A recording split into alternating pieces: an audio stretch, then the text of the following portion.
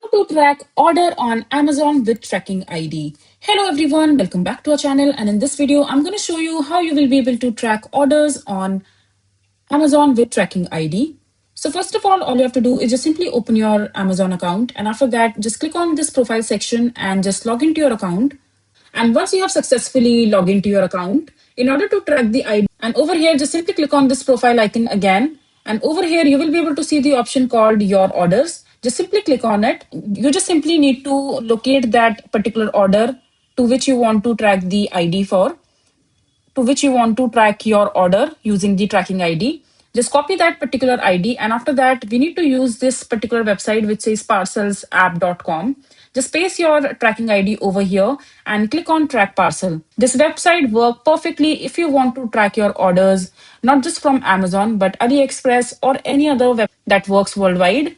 Basically, the big e commerce giants.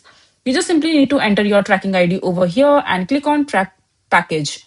And this website will fetch the details and all the tracking details about your order. And yeah, that's how you will be able to track your orders on Amazon with tracking ID.